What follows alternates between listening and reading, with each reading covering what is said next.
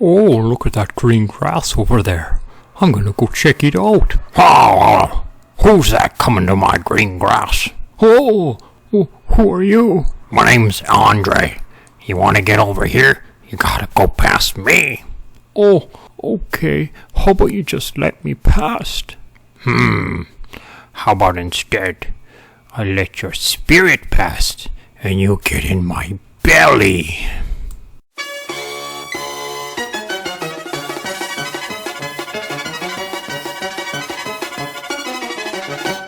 Hello and welcome to Caesar's Snack Sandwich. Today we're on, I think I need to think of a new introduction sentence because today we're multi-chain again, okay? Which is great, actually. So today we're actually going to play with Multichain XYZ. Now, in order to understand what's going on in this contract, I'm going to swing over to an article I've written, and I'll put links to this in the description below. And go down to the article, you'll see this image that I've created to explain how does this contract work. It's really quite simple, actually. So if you have a token on one side, say on Ethereum, and you want to send it to another side, like let's say Binance in this case, Binance Smart Chain, then it's very simple. You would send the token into the contracts, and the contracts would lock up this token. Then it would mint the new tokens on Binance Smart Chain and put them into your Binance Smart Chain wallet on the other side. And then you could do what you want on Binance with those coins. Now, when you wanted to return with these tokens, then you would send these tokens into the contract, and it would burn the tokens and unlock these tokens and release them back to your wallet. So it's really quite simple, actually. There's no like whole bunch of tokens being held here. It's just minting and burning tokens for you. Now, how do you know which side is the locking side and which side is the minting and burning side? Let's go back to the app to find out. So if we go to tokens here and we go down, you can see there's a whole bunch of tokens in here, quite a few. So we'll just choose a random one. Let's choose this one, Badger. Okay, let's choose Badger right here.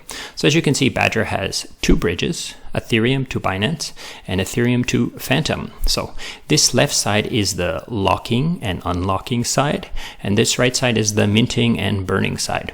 So this is kind of like the native, like where does this token have a home?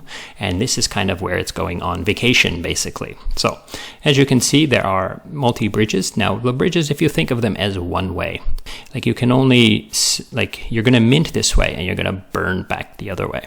Okay, so anyways, you can still send tokens back this other way. If you have this token on Binance Smart Chain, Badger, and you wanted to send it to Ethereum, you wouldn't have had to have first sent it. You don't need to have to first send it. As long as there are tokens locked inside the contract here, then you can get some of them and send them back. There are some limits on this, of course, because Badger had to supply a whole bunch of tokens here in order to set this up. Okay, so let's go over to the swap. Okay, so here we are on the swap.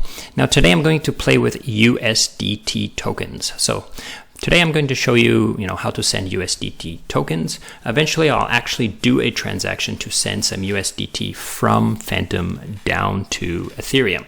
Okay, so how am I going to do this? It's quite simple, actually. So like I said, the from is the place where you want to send your tokens from, of course, and this is the destination. You notice that the address is the same. You cannot send it to somebody else's address. It has to go to the same wallet address. Okay, so the first thing you want to check here is that you are currently on the network that holds the tokens that you want to send from. If not, then you're going to go to MetaMask and you're going to change to the network that you need. If you don't have the network set up here, then you can go to tokens and you can find them here. Just click this and it will add it to it. You can go through the steps. I'm not going to do that today, but you can play with that. It's quite straightforward. So like I said, I want to send USDT. So as you can see, it shows my wallet, but if I click this, then it shows all the tokens, and there's quite a few. Okay, so let's go to USDT. Oops, sorry. Search USDT. Now, as you can see, there are many USDTs because it's all the different sources, right? Depends on where you're sending it from. So there are 3 here. So if I click here, then you'll notice it's going to go to Huobi, right? So let's change. I don't want to go to Huobi, USDT. And if I click this one, then it's going to go to Phantom. So as you can see, each bridge is its own contract, its own little thing, right? So if I want to send, let's say I have 15 USDT, let's say I wanted to send them up, I would just put 15 here. And you can see it's 1-to-1. Now, there is some gas charges. Let's swing back here. There's gas on both sides of this swap here, of this bridge, because this bridge is interacting with two blockchains. It's asking two blockchains to write things, so it has to pay gas on both blockchains. Now, we all know Ethereum is a little bit more expensive than these other chains, so it's set up in a unique way. So if you want to send $15 to Phantom, it's going to send $15 to Phantom, and it's going to quote you some gas. Now, it won't allow me to actually send $15 because if you come here, it does have a $30 USDT minimum, and I don't have 30 USDT tokens, so I cannot show you how it would look if I were to click transfer. But you can read my article where I actually send like $150 up to Phantom. Okay, but today we're going to go the opposite way. And so you see I am on the wrong network. I need to switch the network to Phantom. So network, Phantom. Wait for it to load. And then tell it how much I want to do. So let's do the $100 US from Phantom down to Ethereum. Now, you'll notice that the actual cost is going to charge me $15 to come down to Ethereum because I'm going to have to pay the gas from the wallet that I have. Now, the gas on Ethereum is substantially more expensive than the gas on Phantom. So in order to accommodate this, they're just going to charge you usually it's about $15, but it does say here that the swap fee is 0.1%. However, even if I put 1,000 or 10,000, it's still just like $15, right? So I'm not sure exactly when it would become 1%, right? Maybe after more than that, yeah, I guess, right? So anyways, as you can see, it starts getting to more than $15, right? So, but I don't have that much. So let's go to let's just do 100. So if I'm going to send $100 from Phantom down to Ethereum, so that's basically the way I want to set it up. I press transfer and I wait for my MetaMask to pop up. Now, one of the things about whenever you're using Phantom, you have to try to remember, you can always set the gas way to 1. Okay, and then I will just simply press confirm. Then we get a pop-up here that says, oh, it's working, it's trying to figure it out, it's writing it to the blockchains.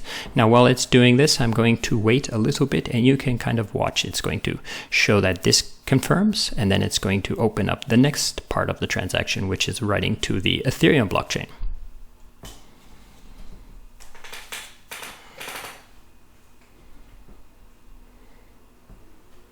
So here we have the Phantom network contract is written and confirmed. Now we have to wait for the Ethereum contract to authorize. Now this might take a little bit longer than the Phantom one, so I might have to cut some of the video out here. Oh, there, it's all done actually. I don't have to cut any. So as you can see, it's done. We can click these to get our transaction hacks. Now remember, this is a Phantom transaction hash, and then here is our Ethereum transaction hash, and it should be done. Everything should be okay now. Now, I think that pretty much covers it. If you have any questions, please leave them in the comments below, or you can hit me up on Telegram or something. And thanks for watching. Okay, goodbye.